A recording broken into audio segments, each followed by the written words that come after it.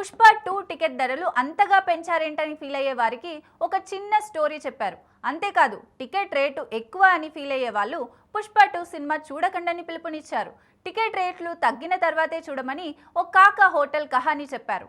అంతేకాదు మెగాస్టార్ కాదు కదా, ఇండస్ట్రీలో ఏ స్టార్ ఎదగనంత ఎత్తుకు అల్లు అర్జున్ ఎదిగాడని, పుష్ప 2 సినిమా కోసం 287.36 కోట్ల రూపాయల రెమ్యునరేషన్ తీసుకున్నాడంటే అది మెగా కంటే మెగా రెట్లు ఎక్కువని చిరంజీవి ఫ్యామిలీ స్టార్స్ ని ఉద్దేశించి కామెంట్ చేశారు. అంతేకాదు ఇండస్ట్రీలో Allu Arjun tower star, planet star అంటూ తెగ పొగిడేశారు.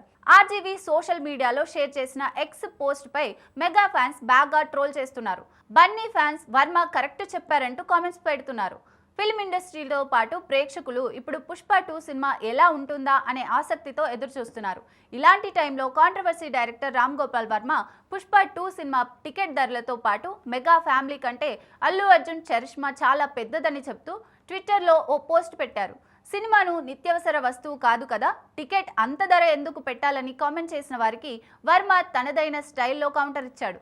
నిత్యావసర ధరలు పెరిగినా లగ్జరీ బ్రాండెడ్ వస్తువులు కొనడం మానేయని వాళ్ళు పుష్ప 2 సినిమా టికెట్ ధరలను పెంచారని గగ్గోలు పెట్టడం ఏమిటని వ్యంగ్యాస్త్రాలు సంధించారు. సినిమాలు వినోదం కోసమే అయినప్పటికీ లాభాల కోసమే తీస్తారంటూ నిజం చెప్పారు. ఇక Pushpa cinema advance tickets booking పై ఓ కహానీ చెప్పారు. సుబ్బారావు హోటల్లో ప్లేట్ ఇడ్లీ 1000 రూపాయలు పెడితే 7 స్టార్ హోటల్తో పోల్చే వాళ్ళు పుష్ప 2 సినిమా చూడనవసరం లేదని, అసలు అలాంటి వారికి సుబ్బారావు హోటల్లో కూర్చోవడానికి కూడా ఖాళీ లేదని వర్మ పంచులు వేశారు.